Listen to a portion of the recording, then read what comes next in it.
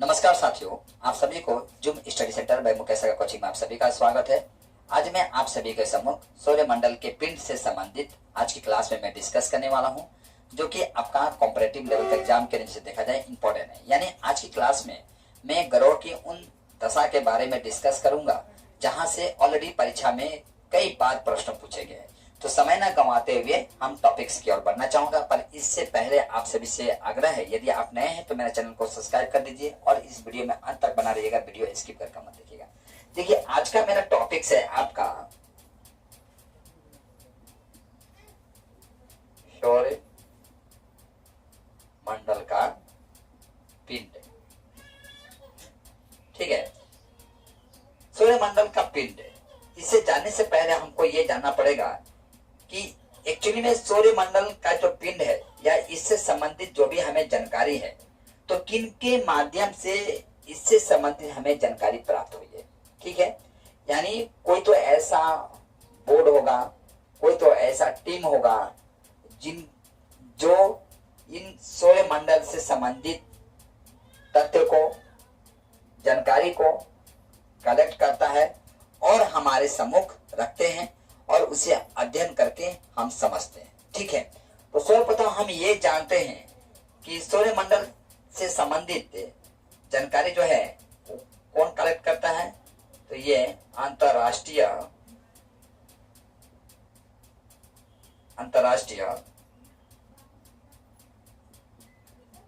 खगोल शास्त्रीय संघ।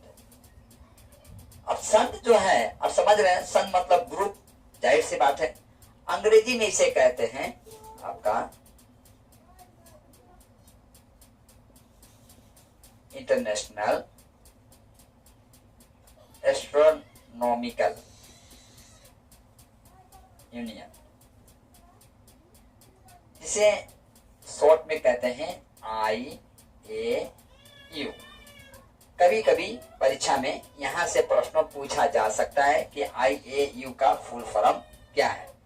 तो देखिए, आपका 2006 में एक बैठक हुआ था। ठीक है, जो ये बैठक हुआ था, इस बैठक में आपका सौरमंडल का जो पिंड है ना, सौरमंडल का जो पिंड है, इस पिंड को आपका 3 भागों में बांटा गया था। ठीक है, 3 भाग मैं कर देता हूं यहां पर। पहला भाग यह था आपका परंपरागत ग्रह। दूसरा भाग था आपका बौने ग्रह, और तीसरा था आपका लघु सौर मंडलीय पिंड। ठीक है, अब ये भी जानना आवश्यक बन जाता है कि परंपरागत ग्रह में कौन कौन आते हैं, बौने ग्रह में कौन कौन आते हैं, और लघु सौरमंडलीय पिंड जो है इसमें कौन कौन आते हैं। तो देखिए, जो परंपरागत ग्रह जो है उसमें आपका बुध,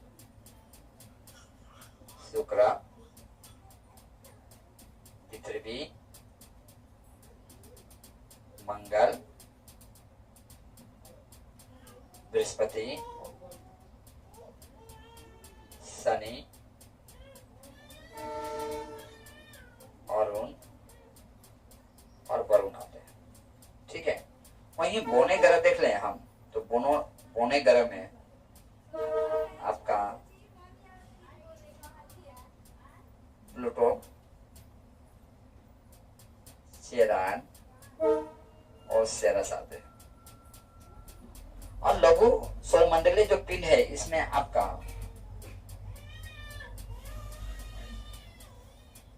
धूमकेतु और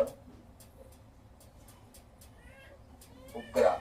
ठीक है, और अन्य छोटे छोटे जो पिंड हैं वो सब आपका वो सौर मंडल या पिंड के अंतर्गत आते हैं। अब ग्रहों को यदि देखा गया आपका,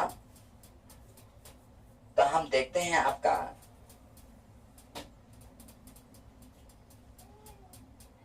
ग्रहों को दो भागों में बांटा गया। ठीक है, दो भाग कौन कौन है आपका? तो पहला भाग है आपका जिसको हम कहेंगे आंतरिक ग्रह, जिसे अंग्रेजी में कहेंगे हम इनर प्लैनेट। ठीक है, और दूसरा है आपका बाह्य ग्रह,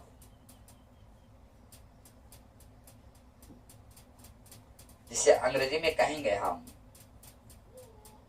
आउटर प्लैनेट। ठीक है, इनर ग्रह यानी आंतरिक ग्रह में हम देखते हैं आपका कौन कौन आते हैं। तो आंतरिक ग्रह में बुध, शुक्र, पृथ्वी और मंगल आते हैं। और जो बाह्य ग्रह है, बाह्य ग्रह में हम देखते हैं आपका बृहस्पति, शनि, अरुण और वरुण आते हैं। ठीक है, अब देखिए ये जो आप इतना ग्रह जो देख रहे हैं, 8 ग्रह जो देख रहे हैं आप, इन ग्रहों में से केवल 5 ग्रहों को ही हम क्या कर सकते हैं, केवल 5 ग्रहों को नंगी आंखों से देख सकते हैं।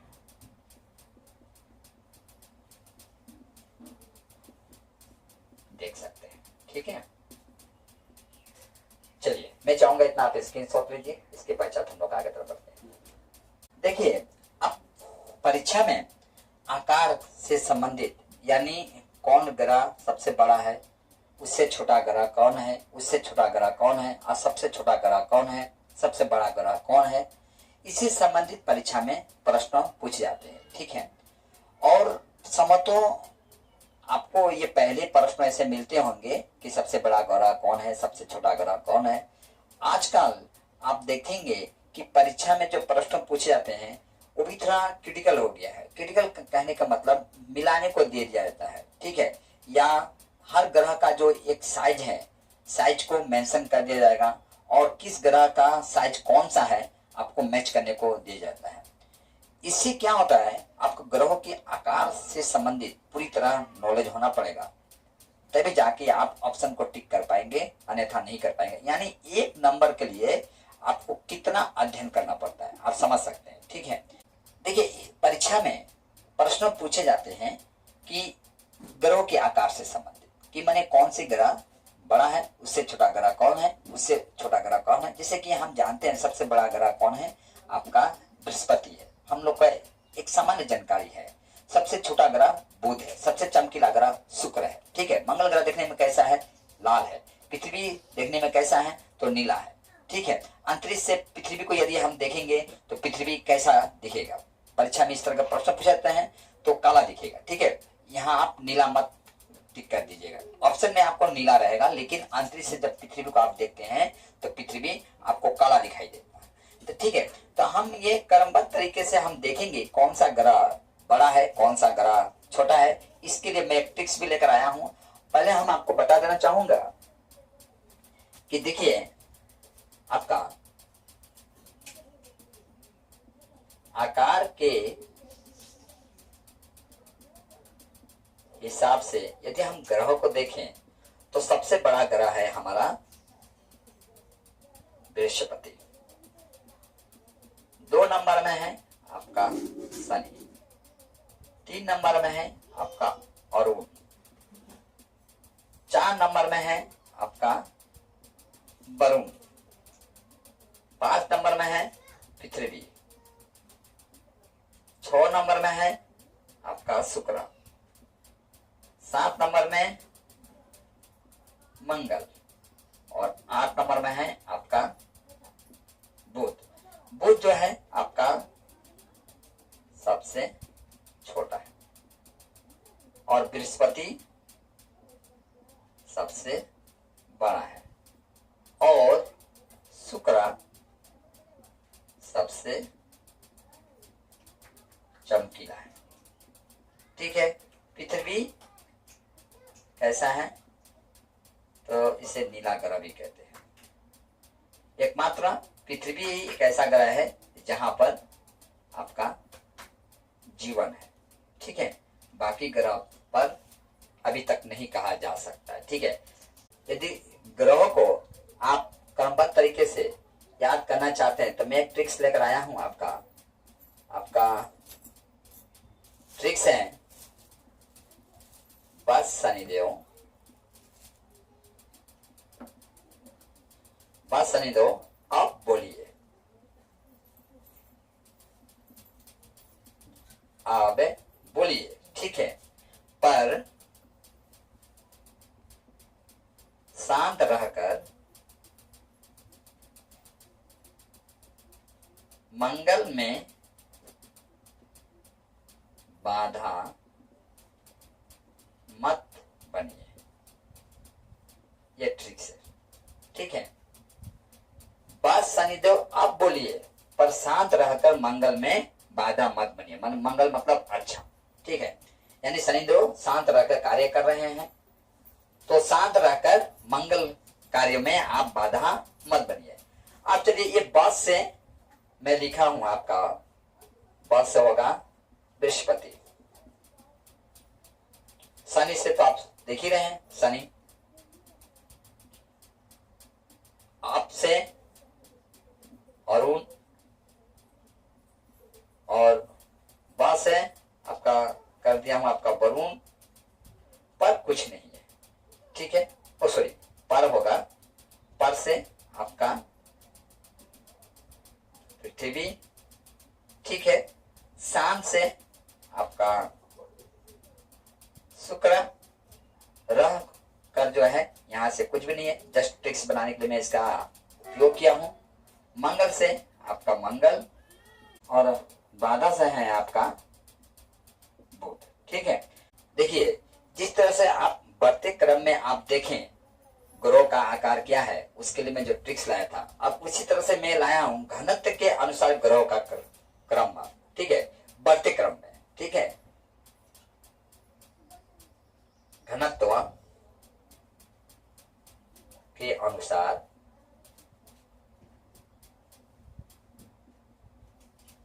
ग्रहों का क्रम। कैसा क्रम? तो बढ़ते क्रम में, बढ़ते क्रम में। ठीक है, यानी अब हम घनत्व संबंधी जानेंगे। तो घनत्व संबंधी यदि हम जानते हैं तो हमें पता चलता है कि सर्वप्रथम हम देखते हैं घनत्व में सबसे ज्यादा घनत्व किसका है, तो वो है आपका शनि का। दूसरा है यूरेनस, तीसरा है आपका बृहस्पति, और आपका चौथा है आपका नेपच्यून, और पांचवा है आपका मंगल।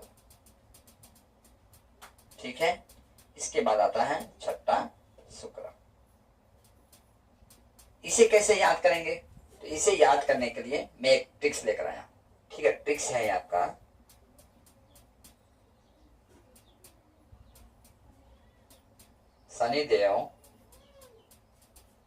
शनिदेव के प्रकोप से,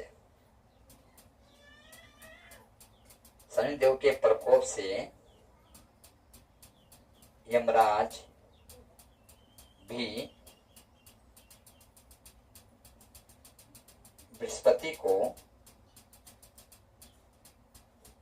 नहीं मंगल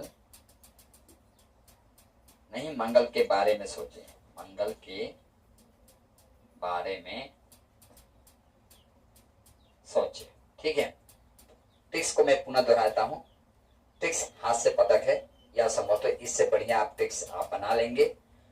तो ट्रिक्स है मेरा, शनिदेव के प्रकोप से यमराज भी बृहस्पति को नहीं मंगल के बारे में सोचे। ठीक है, मतलब शनिदेव जब आते हैं तो यमराज क्या हो जाते हैं, साइड हट जाते हैं कि भैया आपको जो भोगना है भोगिए। इसमें मैं कुछ भी नहीं कर सकता हूं, ये विधि का विधान है। ठीक है, तो देखिए शनिदेव से शनि,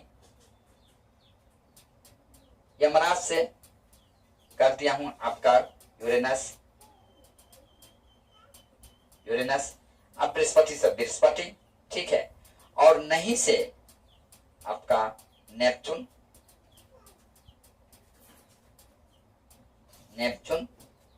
और मंगल से आपका मंगल, और सोचे से कर दिया हूं आपका शुक्र। ठीक है, इस तरह से मैं ग्रहों से संबंधित 2 ट्रिक्स में आपके सम्मुख रखने का प्रयास किया, जो कि आपका एग्जाम के नजर से देखा जाए तो इम्पोर्टेंट भी है और इससे संबंधित परीक्षा में प्रश्न पूछे भी जाते हैं। तो आज के क्लास जो है मुझे यहीं पर समाप्त करने का अनुमति दीजिए, और जाते जाते मैं कहना चाहूंगा कि आप इसका स्क्रीनशॉट ले लीजिए, तो आपको नोट बनाने में काफी लाभदायक सिद्ध होगा। और आज की क्लास जो है मुझे यहीं पर समाप्त करने का अनुमति दीजिए। जय हिंद।